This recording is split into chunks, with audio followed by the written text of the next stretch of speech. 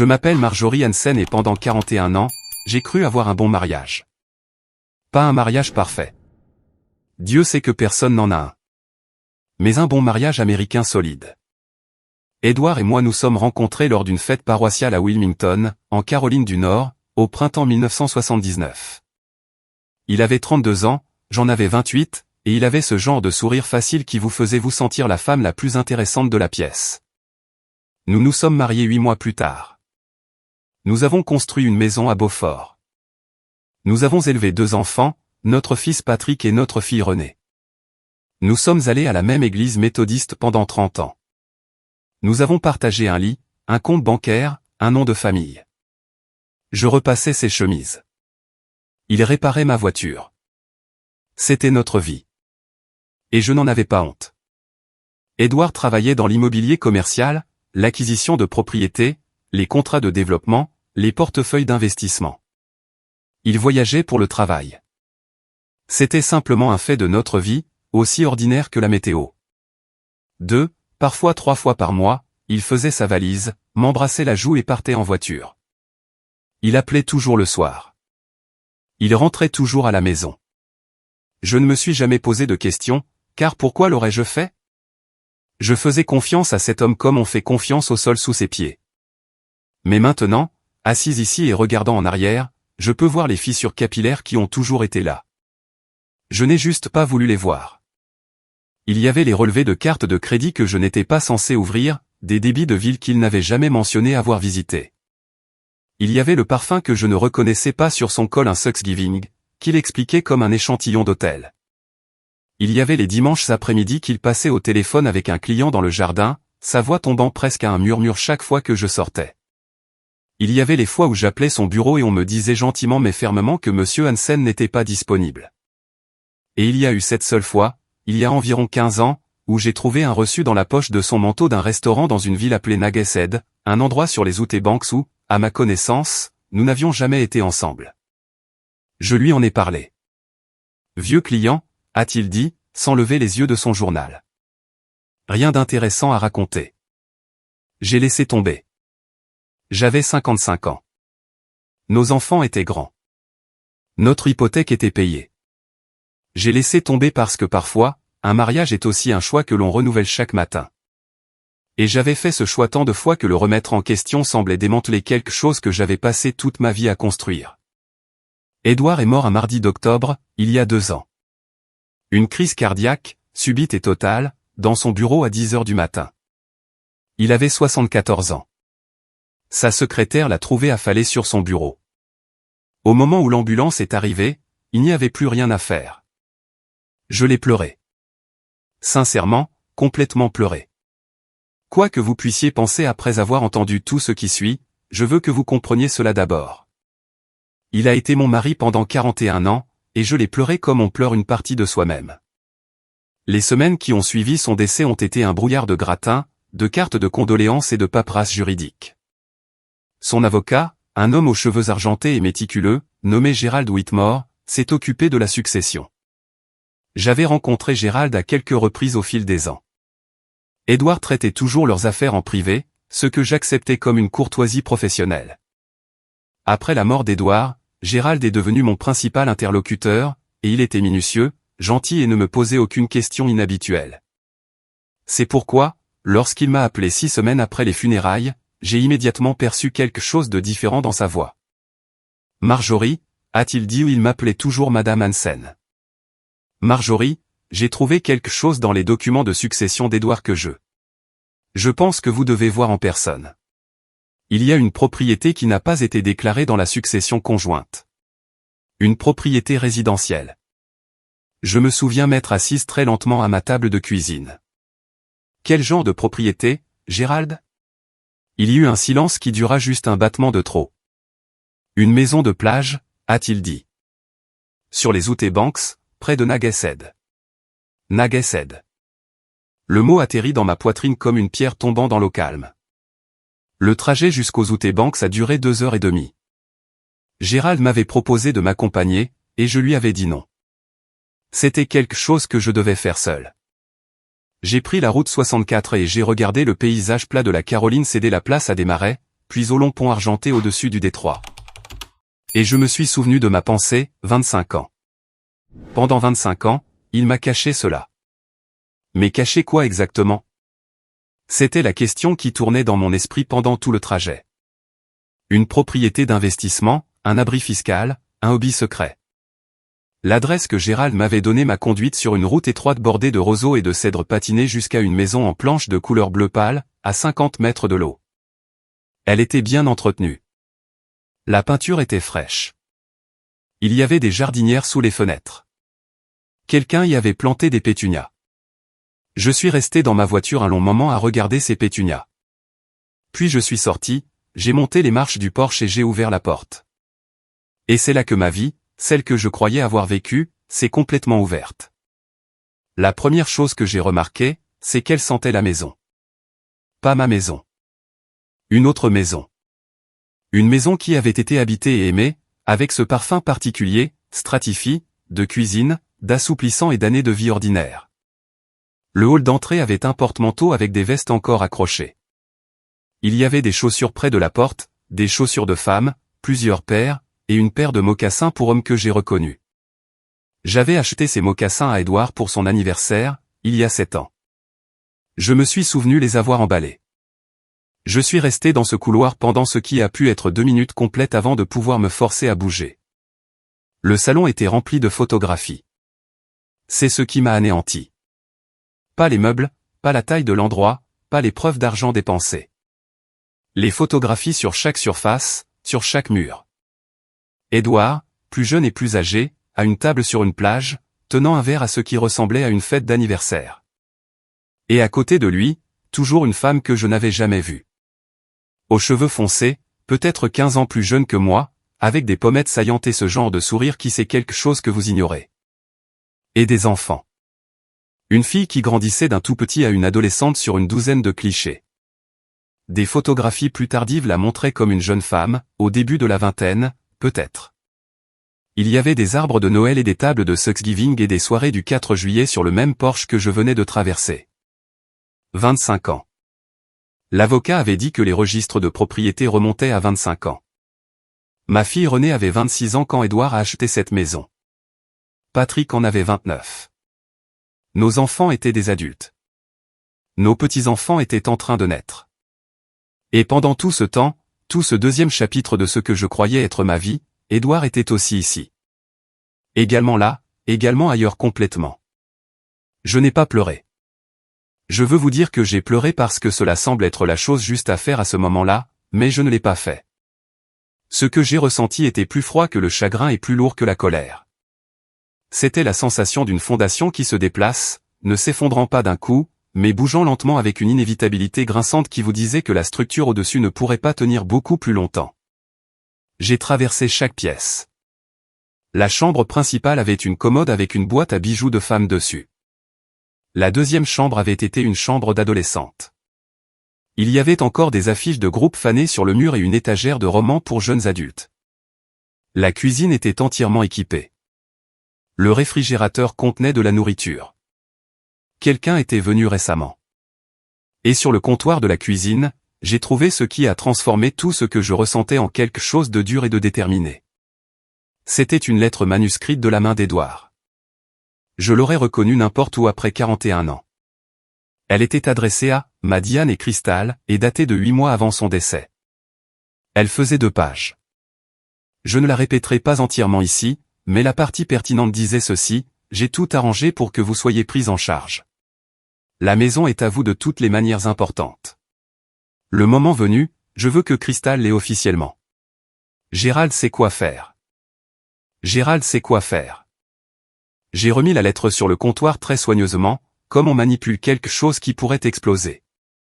Puis je me suis assise à la table de la cuisine, leur table de cuisine, et j'ai pensé, qu'est-ce que j'avais perdu? Laissez-moi le décompter clairement.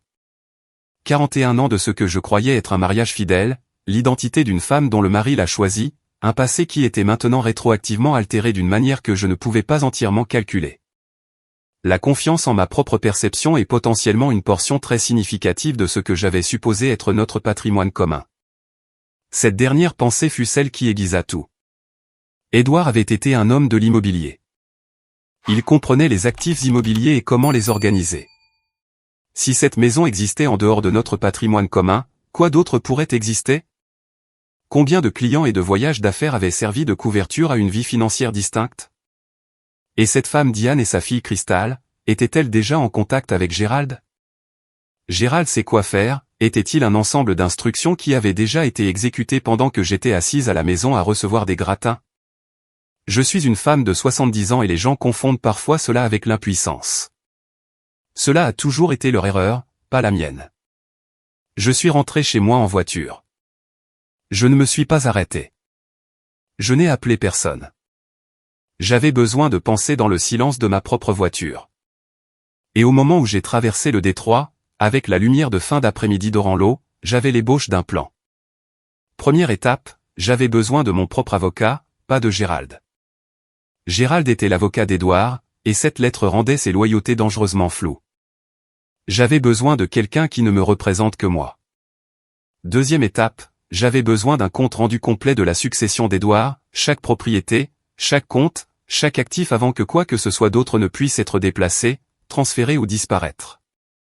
Troisième étape, je devais comprendre exactement qui étaient Diane et Cristal, ce qu'elles savaient et ce qui leur avait déjà été promis.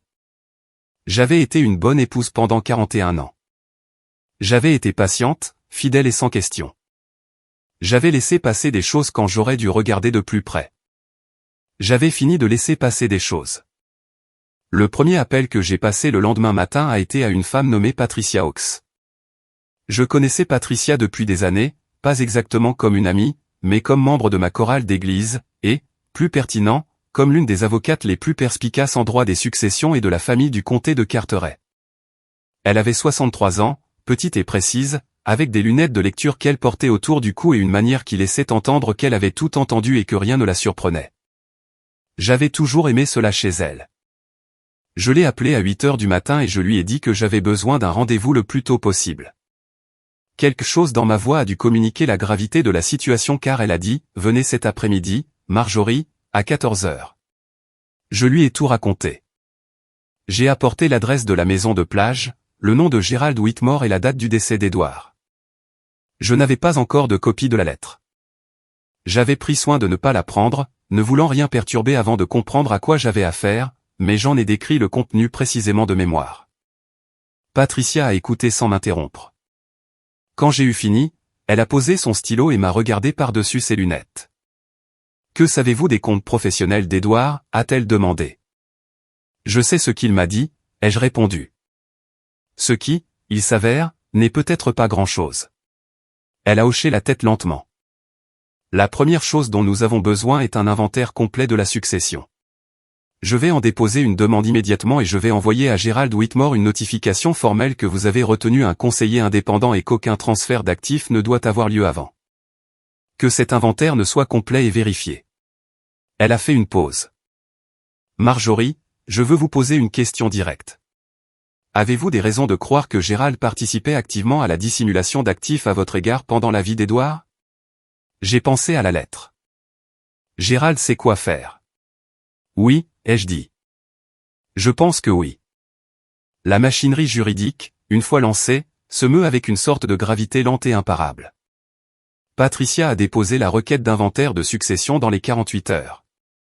Une lettre recommandée a été envoyée au bureau de Gérald Whitmore. Une autre a été envoyée au bureau du registre du comté, demandant une recherche complète des registres de propriété sous le nom d'Édouard, son nom légal, son deuxième prénom et tout nom d'entité commerciale connue. Je suis rentré chez moi et j'ai attendu.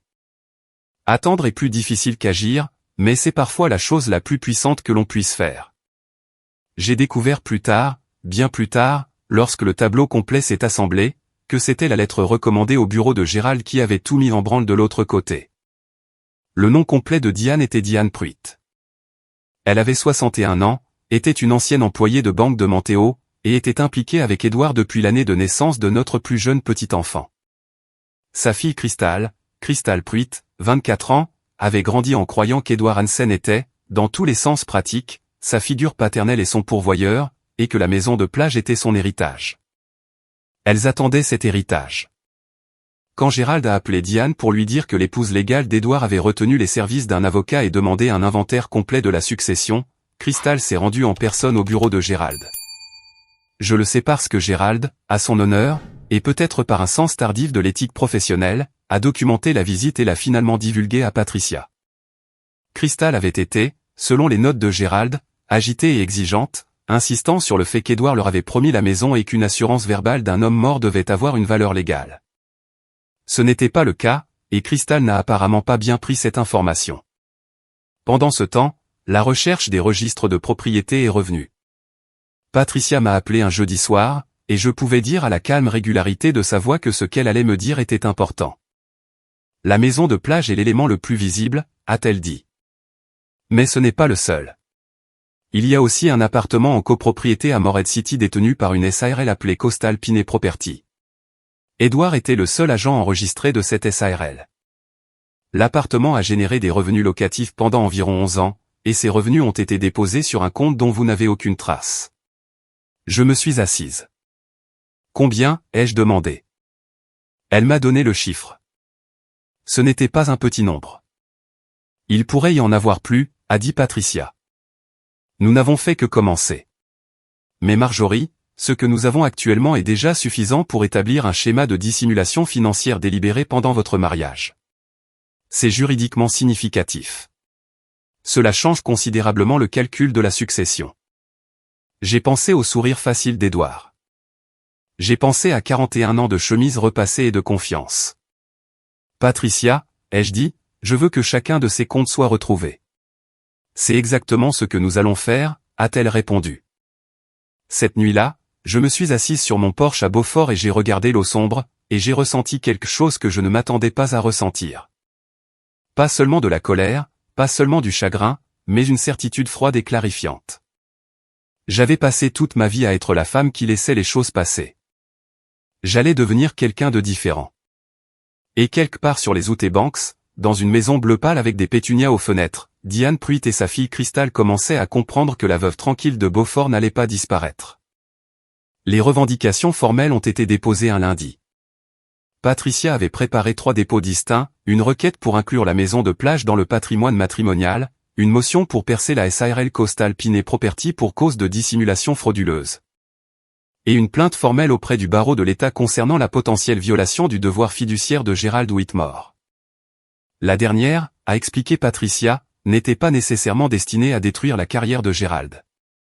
Elle était destinée à s'assurer qu'il n'ait aucune incitation à continuer de protéger les intérêts de Diane et Crystal au détriment des miens. Quand un avocat sait que le barreau le surveille, a-t-elle dit, il a tendance à se rappeler où se situent ses véritables obligations. Gerald, à son honneur, a coopéré pleinement dans les 72 heures. 4 jours après les dépôts, Diane Pruitt a frappé à ma porte d'entrée. Je ne l'avais jamais rencontrée auparavant. J'ai ouvert la porte et j'ai immédiatement su qui elle était. Non pas à cause d'une photographie, mais de la manière particulière dont elle se tenait, droite, posée, mais avec quelque chose de tendu autour des yeux qui laissait entendre que la pose lui coûtait un effort. C'était une belle femme, aux cheveux foncés, tirant sur le gris, vêtue d'un manteau soigné. Derrière elle, dans l'allée, je pouvais voir Crystal assise dans une voiture rouge, en train d'observer. « Madame Hansen » a dit Diane. J'espérais que nous pourrions parler. Je l'ai regardée un instant. Je ne pense pas que ce soit approprié, ai-je dit. J'ai un conseiller juridique et je suppose que vous aussi. Je ne suis pas là en tant qu'adversaire, a-t-elle dit. Sa voix était prudente, mesurée. Je suis là en tant que femme qui a aussi perdu quelqu'un. Quelque chose en moi voulait être gentille avec elle, non par faiblesse, mais par la reconnaissance que nous étions, d'une manière brisée, dans la même position. Mais j'étais aussi consciente que ce n'était pas une visite fortuite. C'était un mouvement calculé. Je suis désolé pour votre perte, ai-je dit. Je le pense sincèrement, mais je ne peux pas discuter de la succession en dehors de nos avocats. Son expression a légèrement changé, juste assez. Le calme est revenu, mais j'avais vu ce qu'il y avait en dessous. Vous devez comprendre, a-t-elle dit, qu'Édouard voulait que nous ayons cette maison. Il voulait que Crystal l'ait. Nous avons des documents. Nous avons des communications. Cela ne se passera pas comme vous le pensez. Alors votre avocat présentera ces documents, ai-je dit, et nous laisserons la loi décider. J'ai fermé la porte. Je suis resté dans mon couloir un instant, le dos contre la porte, puis j'ai entendu la voiture rouge démarrer et s'éloigner. Je suis allé à ma cuisine, je me suis assise et je me suis préparé une tasse de thé. Mes mains, ai-je remarqué, étaient parfaitement stables. J'en ai été surprise, mais l'escalade ne s'est pas arrêtée là. 3 jours plus tard, j'ai reçu un appel téléphonique d'un numéro inconnu. Quand j'ai décroché, c'était Cristal. Elle avait 24 ans et elle était furieuse, de la manière incandescente spécifique de quelqu'un à qui on a dit que ce qu'elle considérait comme sien n'était pas en fait à elle. « Vous ne savez pas ce que vous faites » m'a-t-elle dit. « Vous n'avez aucune idée des documents que nous avons. Vous n'avez aucune idée de ce que mon père, de ce qu'Édouard a dit de vous. Si vous insistez, tout va éclater. » Tout. Voulez-vous que votre famille connaisse les détails? Vos enfants? Voulez-vous que ce soit une affaire judiciaire publique? Je l'ai laissé finir. Puis j'ai dit doucement, Cristal, si vous avez des documents, donnez-les à votre avocat. Et s'il vous plaît, ne rappelez plus ce numéro. J'ai raccroché. J'ai appelé Patricia et je lui ai raconté les 2 visites.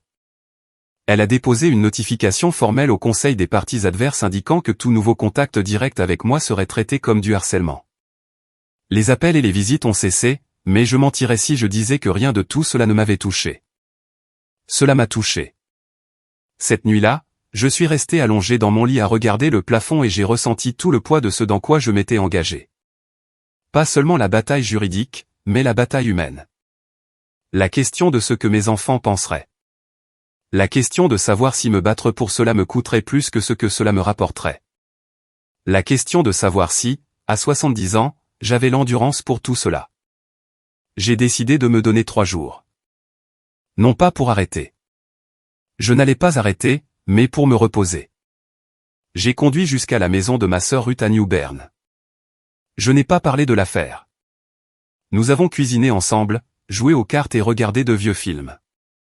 Et Ruth, qui me connaît depuis 70 ans et pose précisément les questions qui doivent être posées, m'a dit le 2e soir, tu ressembles à une femme qui a décidé quelque chose. J'ai décidé, ai-je dit. Bien, a-t-elle répondu, et elle a distribué les cartes. L'offre est passée par les avocats, comme cela devrait être le cas.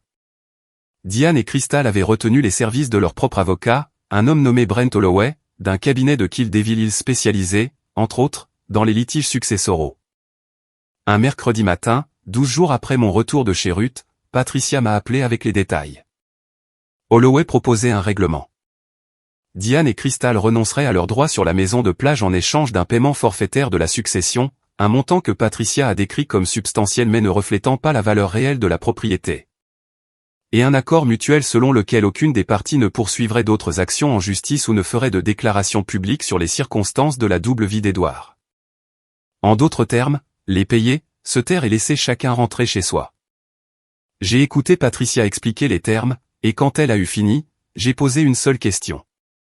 Si j'accepte ce règlement, cela reflète-t-il la pleine valeur de ce qui m'a été caché pendant mon mariage? Patricia a fait une pause. Non, a-t-elle dit. Ce n'est même pas proche. Alors nous refusons, ai-je dit. Il y eut un bref silence. Marjorie, a dit Patricia, ne me décourageant pas, mais prudente. Je veux que vous compreniez qu'aller au tribunal signifie que cela fera partie du dossier public. Cela signifie que votre famille connaîtra tout en détail.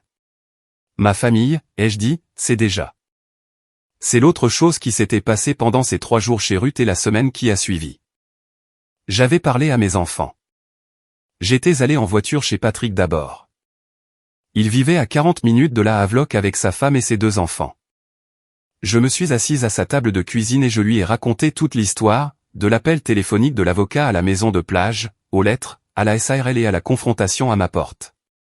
J'ai vu son visage passer par plusieurs étapes distinctes, incrédulité, puis colère, puis une sorte de chagrin stupéfiant pour le père qu'il pensait avoir. Patrick est un homme tranquille, peu enclin aux accès de colère. Mais quand j'ai fini, il a tendu la main sur la table, a pris mes 2 mains dans les siennes et a dit « Maman, quoi que tu aies besoin, quoi que tu décides de faire, je suis avec toi. » René a été plus difficile. Elle a pleuré. Pas pour Édouard exactement, mais pour ce qu'elle appelait la fausse version de notre famille qu'elle avait aimée, et qui s'était avérée n'être que partiellement vraie. Elle était en colère contre moi de ne pas avoir soupçonné, ce que j'ai compris, puis en colère contre elle-même d'être en colère contre moi, ce que j'ai également compris. Mais elle s'est ressaisie. À la fin de notre conversation, elle était assise à côté de moi sur le canapé, le bras autour de mes épaules, disant « Qu'est-ce qu'on fait ensuite ? Qu'est-ce qu'on fait ensuite ?» Ces mots ont eu plus de sens pour moi que je ne peux le dire. J'ai aussi raconté à ma voisine et plus ancienne amie, Dorothy Sims, qui connaissait Edouard et moi depuis 30 ans. La réaction de Dorothy a été, comme d'habitude, la plus directe. Ce fils de pute, puis elle a dit, que puis-je faire ? Dorothy s'est avérée d'une aide précieuse dans les semaines qui ont suivi. Elle était organisée là où j'étais émotive et lucide là où j'étais parfois dépassée. Elle m'a aidé à compiler la chronologie personnelle que j'ai préparée pour Patricia, dates, voyages, reçus et petites incohérences que j'avais conservées sans savoir pourquoi. Elle me conduisait à mes rendez-vous quand je ne voulais pas conduire. Elle s'asseyait avec moi pendant les soirées plus difficiles, et quelque chose d'autre s'est produit que je n'attendais pas. La rumeur a voyagé discrètement à travers la chorale de l'église et le cercle de femmes auquel j'appartenais depuis 20 ans. Rien de salace. Je n'étais pas intéressé à faire des échecs d'Édouard Despotins, mais les gens savaient que je traversais quelque chose de grave. Et le soutien qui est revenu était discret, constant et réel. Des gratins, oui, mais aussi des appels téléphoniques et des notes, et la camaraderie particulière de femmes qui, de diverses manières, ont toutes dû réassembler leur vie à partir de composants qu'elles n'avaient pas choisis. Je n'étais pas seul. Et Diane et Crystal, je pense, avaient compté sur ma solitude. L'offre de règlement a expiré sans être acceptée un jeudi après-midi. Ce soir-là, Patricia m'a appelé pour me dire que Holloway avait indiqué que ses clientes étaient profondément mécontentes de ma décision. J'imagine qu'elles le sont, ai-je dit. Je me suis versé un verre de thé glacé, je suis sorti sur mon porche et j'ai regardé le soleil se coucher sur le détroit. J'ai ressenti quelque chose que j'ai reconnu après un instant comme la paix. Pas la paix de la résolution. Il y avait encore un long chemin à parcourir. Mais la paix d'une femme qui sait exactement où elle en est et pourquoi. Elles sont venues un samedi matin de mars, environ 6 semaines avant la date prévue du procès. J'étais dans mon jardin, un endroit où je me retirais quand j'avais besoin de réfléchir, et il y avait encore beaucoup à penser. J'ai entendu une voiture s'arrêter et j'ai levé les yeux pour voir Diane et Crystal marcher sur mon allée. Sans avocat, sans avertissement. Crystal portait un sac en papier avec le logo d'une boulangerie de Montéo, comme si elles avaient fait 2 heures de route pour m'apporter des pâtisseries, comme s'il s'agissait d'une visite sociale. Je me suis levé de mon parterre de jardin et j'ai retiré mes gants. Diane, ai-je dit, Crystal. J'ai prononcé leurs noms comme on dit les noms de personnes dont la position dans votre vie n'est pas encore entièrement classifiée. Marjorie, a dit Diane. Sa voix était plus douce que la dernière fois. Tout chez elle était plus doux aujourd'hui. Le manteau, l'expression, le sourire prudent. Nous espérions que vous pourriez nous accorder quelques minutes pour parler de femme à femme. J'aurais dû dire non. Mon avocat m'avait déconseillé tout contact direct. Mais il y a quelque chose à être dans son propre jardin un matin de printemps avec une femme qui est aussi en deuil et aussi perdue qu'il emporte sur vos meilleurs instincts, juste un instant. J'ai dit oui. Nous nous sommes assises sur le porche. Crystal a posé le sac de la boulangerie sur la table. Aucune d'elles ne l'a touché. Les pâtisseries n'étaient pas le sujet. Diane a parlé la première. Elle a parlé d'Edouard, à quel point elle l'avait aimé, depuis combien de temps ils étaient ensemble, comment il avait fait des promesses sur lesquelles elle avait construit sa vie. Elle ne jouait pas la douleur. C'était réel. Je pouvais voir que c'était une femme qui avait aussi perdu un homme qu'elle aimait. Et je ne doutais pas de la sincérité de cela. Ce dont je doutais, c'était sa raison d'être ici. Tandis qu'elle parlait, j'observais ses mains, comment elle les croisait sur ses genoux, comment elle se serrait chaque fois qu'elle prononçait le nom d'Edouard. Le chagrin fait cela aux gens. Il se manifeste dans les petits muscles. Je l'ai reconnu parce que j'avais vu mes propres mains faire la même chose dans les semaines qui ont suivi son décès. Cette reconnaissance rendait tout plus difficile, et Diane, je pense, savait que cela le ferait. C'était une femme perspicace qui l'avait probablement bien servi pendant 25 ans. Je pense que nous avons toutes deux été blessées par cela, a-t-elle dit, de différentes manières, peut-être, mais blessées tout de même. Et je me demande si aller au tribunal, tout déchirer devant un juge, rendre tout cela public, nous sert vraiment à toutes les deux. Qu'est-ce qui vous servirait? Ai-je demandé. Elle m'a regardé fixement. Une résolution privée. Crystal n'a pas besoin de la maison entière. Nous comprenons que c'est compliqué, mais elle a besoin de quelque chose. Édouard l'a élevée pour qu'elle s'attende à la sécurité, et elle mérite de l'avoir. Édouard, ai-je dit prudemment, a aussi élevé ses petits-enfants légitimes à s'attendre à un héritage intact. Un éclair a traversé le visage de Diane, quelque chose qui n'était ni tout à fait du chagrin ni tout à fait de la colère. Quelque chose d'aiguisé et de calculateur qui n'a duré qu'une seconde avant que la douceur ne revienne. Alors Crystal a parlé pour la première fois. Elle était plus directe que sa mère et moins prudente. Cette franchise, je le soupçonnais, n'était pas de l'impatience. C'était de la stratégie. Elles avaient divisé les rôles entre elles avant de frapper à ma porte. Diane serait le chagrin. Crystal serait la menace. Il fallait l'admettre, c'était plutôt bien exécuté. Nous avons des emails, a-t-elle dit. Des emails personnels de votre mari à ma mère. Très personnels. Le genre de choses que vos petits-enfants ne voudraient probablement pas lire dans un dossier judiciaire. Elle a fait une pause, laissant cela faire son effet. Il serait plus gentil pour tout le monde que cela reste privé. Voilà. Pas de réconciliation, pas de chagrin partagé entre femmes. Du chantage. J'ai regardé Crystal, cette jeune femme qui, à sa manière, avait aussi été trompée, qui avait grandi dans une maison payée par un homme menant une double vie. Et j'ai ressenti brièvement et sincèrement quelque chose de proche de la pitié. Elle avait 24 ans et elle s'accrochait aux promesses d'un homme mort, essayant de les convertir en quelque chose qui tiendrait. J'ai compris le désespoir sous la menace. Je n'y ai pas cédé. Crystal, ai-je dit, si vous avez des documents pertinents pour la procédure judiciaire, votre avocat devrait les soumettre au tribunal. C'est à cela que sert la procédure. Quant à votre commentaire sur les petits-enfants, j'ai fait une pause. Ma famille connaît déjà la nature de cette situation. Il n'y a rien que vous puissiez révéler qui changera ma position. La douceur a complètement quitté le visage de Diane. Vous faites une erreur, a-t-elle dit. Sa voix avait changé. Plus dure, plus vieille, dépouillée de sa performance précédente. Édouard voulait cela pour nous. Il l'a arrangé pour nous. Et vous allez passer les prochains mois à traîner le nom de votre famille dans un tribunal pour une maison que vous n'avez même jamais visitée. Je l'ai visitée, ai-je dit. J'ai reconnu les mocassins de mon mari près de la porte. Silence. Elles sont parties quelques minutes plus tard. Crystal a fait tomber le sac de la boulangerie de la table en se levant. Que ce soit accidentel ou non, je ne saurais le dire. Aucune d'elles ne l'a ramassé. La voiture a reculé rapidement de mon allée, comme le font les voitures quand la personne qui les conduit est furieuse. Je l'ai regardée jusqu'à ce qu'elle disparaisse au détour de la route. Je suis resté seul sur le porche pendant un long moment. Le jardin était toujours là. Les parterres du début du printemps, la terre retournée, les choses qui commençaient à pousser à travers le sol. Il me semblait étrange que tout l'extérieur paraisse si ordinaire. Je serai honnête avec vous. J'avais peur. Pas d'elle exactement. Elle n'avait aucun pouvoir sur moi que je n'avais pas déjà pris en compte, mais peur de l'exposition, de la publicité, de la façon dont une affaire judiciaire pouvait se propager dans une petite ville et tout colorer après cela. Peur que mes petits-enfants lisent des choses dont je ne pouvais pas les protéger. Peur de devenir, après 41 ans de vie privée et soignée, une femme dont le mariage était une affaire de dossier public. Mais voici ce que j'ai aussi compris. Cette peur était exactement ce sur quoi elle comptait. Cette peur était la seule arme qui leur restait. Une arme visant précisément mon amour pour ma famille.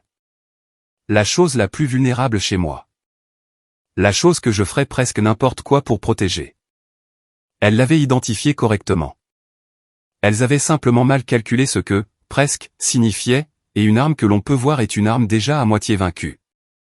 J'ai ramassé le sac de la boulangerie, les ramené à l'intérieur et j'ai appelé Patricia. Elles sont venues chez moi, ai-je dit. Je sais, a-t-elle répondu.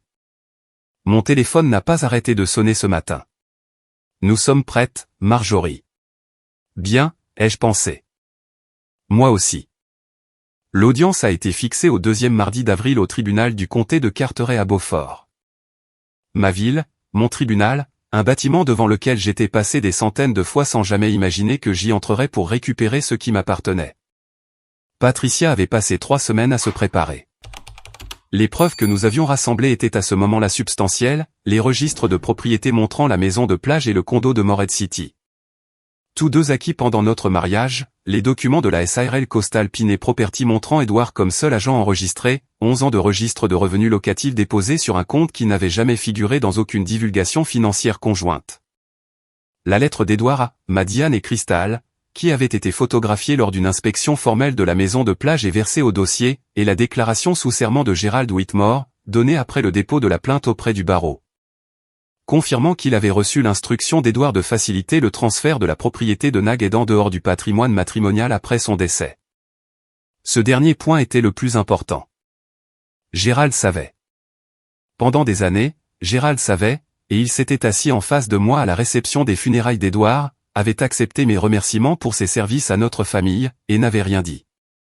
J'avais souvent repensé à ce moment précis au cours du mois écoulé, et j'avais décidé que ce que j'en ressentais n'était pas de la rage.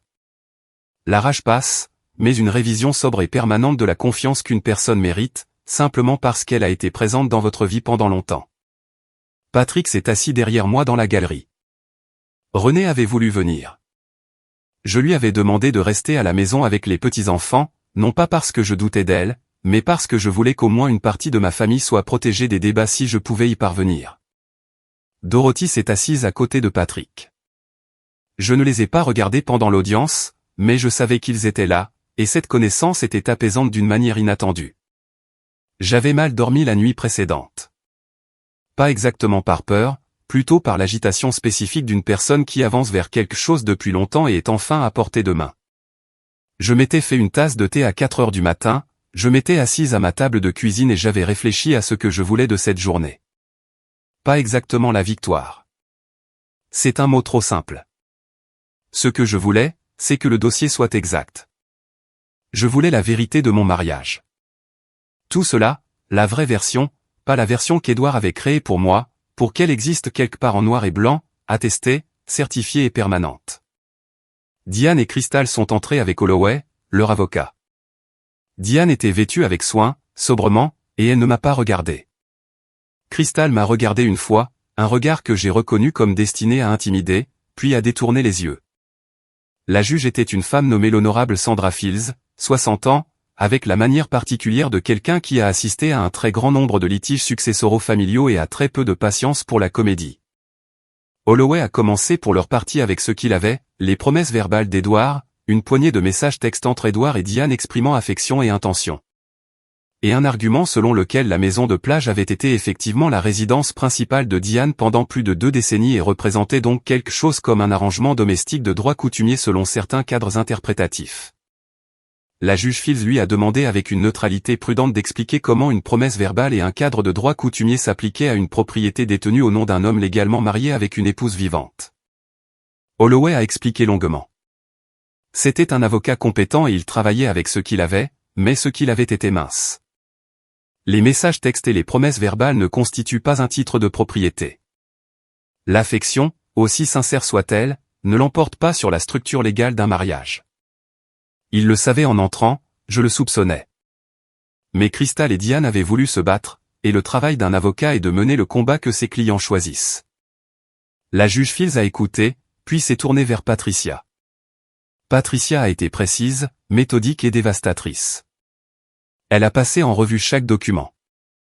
Elle a été particulièrement efficace avec les registres de la SARL, montrant ligne par ligne comment Edward avait structuré Coastal Piney Property spécifiquement pour dissimuler les revenus locatifs des divulgations d'actifs matrimoniaux conjoints. Il ne s'agissait pas, a-t-elle soutenu, d'un homme qui avait fait des promesses informelles à une compagne de longue date. Il s'agissait d'un homme qui avait délibérément et systématiquement dissimulé des actifs matrimoniaux à son épouse légale sur une période de plus de 2 décennies. La maison de plage n'était pas un don. C'était un bien matrimonial qui avait été frauduleusement dissimulé. La déclaration de Gerald a été lue dans le procès-verbal. Le chiffre des revenus locatifs a été énoncé à voix haute. Patrick, derrière moi, a émis un petit son involontaire que j'ai ressenti dans ma poitrine. C'est alors que Crystal a perdu le contrôle. Elle était assise rigidement à côté de sa mère, et je la surveillais du coin de l'œil, observant comment son sang-froid lui coûtait de plus en plus cher à mesure que les preuves s'accumulaient. Cela lui coûtait depuis l'ouverture d'Holloway. Je pensais que chaque document que Patricia plaçait devant le tribunal était une autre pièce de l'histoire que Crystal s'était racontée à elle-même, sur sa sécurité, son avenir, sa place dans la vie d'Edward, étant tranquillement reclassée comme juridiquement nulle. Il y a une sorte de chagrin particulier à voir le dossier officiel contredire la vie que l'on croyait avoir. Je savais quelque chose de ce chagrin, mais le mien s'était transformé en méthode. Celui de Crystal l'a fait se lever. Il le lui a promis, a-t-elle dit. Sa voix était rauque et instable. Il lui a promis la maison. Ça a toujours été notre maison. Elle a une maison. Elle a tout ce qu'il lui a laissé, et elle veut quand même prendre la seule chose. Holloway lui a touché le bras. Diane a prononcé son nom doucement, désespérément. La juge Fields a regardé Crystal avec une expression de calme professionnel qui ne transmettait rien mais enregistrait tout. Mademoiselle Pruitt, a dit la juge, veuillez vous asseoir. Votre avocat aura l'occasion de répondre par la procédure appropriée. Crystal s'est assise. Elle tremblait, et je pouvais le voir de l'autre bout de la pièce. Diane, de son côté, était devenue très immobile. La couleur avait quitté son visage. Elle regardait la table devant elle, et je ne pouvais pas dire ce qu'elle pensait, mais elle avait l'air de quelqu'un qui a vu quelque chose qu'elle avait construit très soigneusement se désagréger. Pas d'un seul coup, mais pièce par pièce, chaque pièce tombant à la vue de tous. Le manteau soigné, la pose maîtrisée, les années à croire qu'elle était pourvue. Tout cela se déroulait dans cette salle d'audience, étant versé au dossier, et il ne restait plus qu'à rester immobile et à laisser faire. Je suis resté immobile. J'avais dit ce que j'avais à dire par l'intermédiaire de Patricia, par les documents, par les faits. Je n'avais aucun désir de jouer le triomphe, d'attraper le regard de Diane et de la faire se sentir plus petite qu'elle ne l'était déjà. Il ne s'agissait pas de Diane et moi. Il s'agissait de ce qui m'appartenait et de ce que j'avais gagné et de ce qui ne pouvait pas être simplement rayé de l'existence parce qu'un homme que j'aimais avait décidé, il était une fois, de mener deux vies et de raconter deux versions différentes de la vérité à deux femmes. La juge Fields a ordonné une suspension de séance. Dans le couloir, Patricia s'est tenue à côté de moi et n'a rien dit. Elle n'avait pas besoin de le faire. Le dossier avait parlé de lui-même. La juge Fields a rendu sa décision 9 jours plus tard dans un avis écrit que Patricia a qualifié de « quasiment définitif » pour ce genre de choses. La maison de plage a été déclarée bien matrimoniale et incluse dans la succession. La SARL Coastal Piney Property a été percée et le condo de Morehead City et ses revenus locatifs accumulés, 11 ans de ceux-ci, ont également été intégrés au patrimoine matrimonial. La valeur totale ajoutée à ma part légitime de la succession d'Edward était, selon le décompte final, d'un peu plus de 400 000 $. 400 000 $ qui avaient existé pendant plus d'une décennie dans des comptes dont je n'avais jamais été informé. Je suis resté longtemps avec ce chiffre après que Patricia me l'ait lu.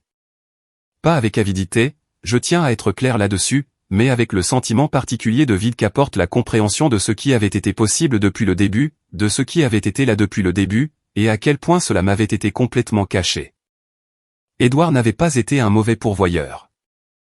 Il avait simplement été malhonnête, et la malhonnêteté à cette échelle exige un effort quotidien délibéré et soutenu.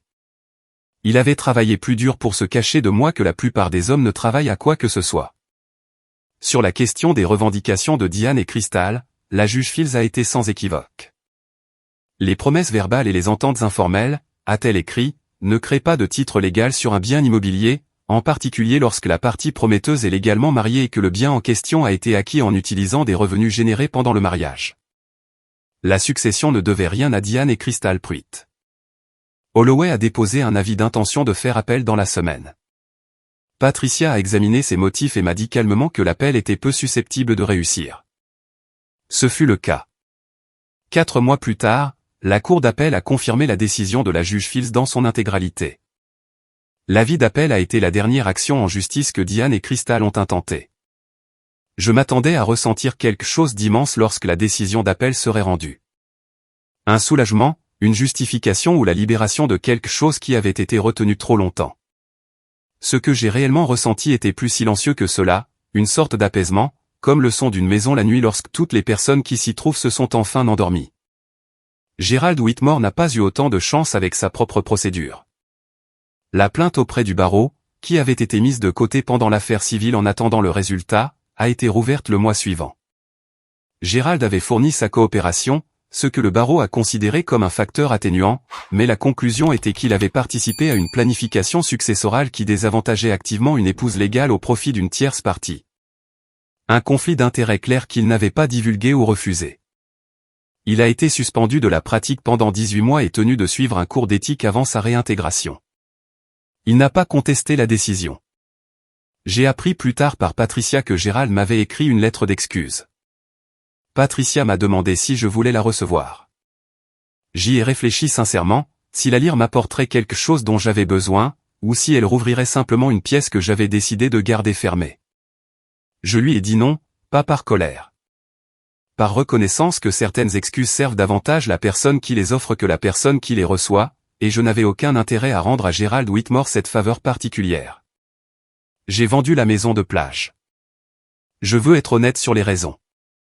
Non pas parce que je n'aurais pas pu la garder. Non pas parce qu'elle n'avait aucune valeur, mais parce que je ne souhaitais pas posséder un endroit où la vie de quelqu'un d'autre avait été construite sur les ruines de ma tranquillité d'esprit. Chaque pièce de cette maison contenait une photographie où je n'étais pas. Chaque surface avait été choisie par des mains que je ne connaissais pas. J'aurais pu la faire repeindre, remeubler, la ramener à des murs nus. Et cela aurait toujours été pour moi l'endroit où j'ai appris que l'homme que j'avais épousé avait été capable d'une tromperie amoureuse soutenue pendant 25 ans. Ce n'est pas une fondation sur laquelle je voulais construire quoi que ce soit. Un jeune couple de Raleigh l'a acheté au début de l'été. Ils ont repeint le bleu pâle et planté des fleurs différentes. J'espère qu'ils y sont heureux. Je le pense sincèrement. L'appartement en copropriété de Morehead City, je l'ai gardé comme propriété locative gérée par une entreprise locale, générant des revenus qui sont maintenant correctement et transparentement miens. Le règlement financier issu du décompte complet de la succession m'a donné un degré de sécurité que je n'attendais pas à 70 ans. La sécurité de réparer ma propre maison, de voyager, d'aider Patrick et René d'une manière qui ressemblait à un choix plutôt qu'à une course folle. Le jour où le jugement final a été exécuté et que les derniers documents ont été signés, Patricia et moi avons pris un café dans son bureau. Elle n'est pas par tempérament une personne festive, et moi non plus. Mais elle a versé le café elle-même, s'est assise en face de moi et a dit « Vous avez eu raison de vous battre ». J'ai hoché la tête. « Je sais », ai-je dit. « Beaucoup de femmes ne l'auraient pas fait », a-t-elle dit. « Beaucoup de femmes n'ont pas eu assez de raison », ai-je dit. Elle y a réfléchi un instant, puis elle a souri. Petit, précis et sincère. Je suis rentré chez moi le long de la route côtière, en passant devant les marais et le détroit, et j'ai pensé à Edward, non pas avec le sentiment volcanique brut des premiers mois, mais avec quelque chose de plus compliqué et de plus honnête. Le chagrin pour ce qui avait été réel, la colère pour ce qui avait été caché, et une compréhension tranquille et graduelle que l'on ne peut aimer quelqu'un complètement si on ne l'a jamais vraiment vu complètement. J'avais aimé un homme partiel et cru que j'aimais un homme entier. C'était son fait, pas le mien. Mais l'ignorance, les décennies à faire confiance à une version d'une histoire qui n'était pas l'histoire complète, c'était quelque chose que je devais maintenant porter. J'ai décidé de le porter ouvertement, sans honte, car rien de ce qu'il a fait n'était mon échec. Et rien de ce que j'ai fait, ni le combat, ni le refus de disparaître, ni l'insistance que mes 41 ans comptaient pour quelque chose en vertu de la loi, n'était quelque chose que je reprendrais. Je vais vous parler des 2 années qui ont suivi. Et je vais vous parler honnêtement, sans fioriture. Ma vie est devenue, d'une manière que je n'aurais pas osé prédire, réellement bonne. J'ai repeint la maison de Beaufort cet automne. Un jaune doux que je voulais depuis des années et que je n'arrêtais pas de repousser. La plus jeune de Patrick, ma petite fille Emma, m'a aidé à choisir la couleur, et nous avons passé un samedi après-midi avec des échantillons de peinture étalés sur la table de la cuisine, discutant agréablement des nuances. Regarder son petit visage sérieux à côté de tous ces carrés de couleurs est l'un de mes souvenirs les plus clairs de cette époque. J'ai rejoint un groupe de voyage cet hiver et je suis allé au Nouveau-Mexique avec 9 autres femmes, la plupart d'entre nous ayant plus de 65 ans. Nous avons traversé le haut désert, visité des pueblos et mangé une nourriture extraordinaire. Je suis rentré chez moi me sentant plus vive et plus éveillée que je ne l'avais été depuis des années. Dorothy reste ma plus proche amie. Nous marchons ensemble 3 matins par semaine le long du sentier du front de mer, par tous les temps sauf les vraies tempêtes. Elle a cessé de demander comment j'allais avec le ton qui implique qu'elle craint ma réponse, ce que je prends comme un bon signe. René et moi avons réparé quelque chose entre nous qui avait été endommagé bien avant la mort d'Édouard. Une certaine formalité, une certaine distance qui s'est estompée lorsque nous avons traversé les audiences ensemble. Elle appelle maintenant juste pour parler. Je le valorise énormément. Patrick m'a dit l'été dernier qu'il était fier de moi. Il l'a dit simplement, debout dans mon jardin, les mains dans les poches. Je veux que tu saches ça, maman. Je suis fier de toi. Je n'ai pas pleuré avant qu'il ne rentre chez lui. Maintenant, pour Diane et Cristal, je vais vous raconter cette partie sans cruauté, car ce n'était pas ce que je recherchais. Mais vous avez suivi cette histoire, et vous méritez le compte rendu complet. L'appel leur avait coûté cher en frais juridiques. Lorsque cela a échoué, Holloway s'est retiré. La maison de plage a dû être libérée une fois le jugement définitif. Diane a trouvé un appartement à Montéo. De l'avis général, elle s'en sort, mais pas facilement. La situation de Cristal s'est avérée plus compliquée. Les détails de la double vie d'Édouard étaient devenus suffisamment publics pour atteindre la communauté dans laquelle elle avait grandi. L'association avec une affaire de succession litigieuse l'a mise dans une position délicate au sein du cabinet immobilier où elle travaillait. Elle a quitté les Outé Banks moins d'un an après le jugement. Je ne sais pas où elle se trouve maintenant, et je ne cherche pas à le savoir. Je ne me sens pas triomphante de tout cela. Diane et Cristal étaient, à leur manière, aussi des victimes des choix d'Édouard. Il leur avait donné la sécurité et l'avait reprise en mourant sans rendre ses arrangements honnêtes et légaux. Elle comptait sur quelque chose de réel pour elle, une maison, un avenir, la parole d'un homme. Mais j'avais aussi compté sur quelque chose, un mariage. 41 ans de la vie que l'on m'avait dit que je vivais. Et quand le décompte est arrivé à échéance, j'ai insisté, avec toute l'obstination tranquille à ma disposition, que mon décompte comptait. Les pétunias dans les jardinières de la maison bleu pâle ont disparu maintenant. Les nouveaux propriétaires ont planté des fleurs sauvages. Je suis passé une fois à l'automne et j'ai pensé, la maison ne sait rien de tout ça. La maison est juste une maison. J'ai continué ma route.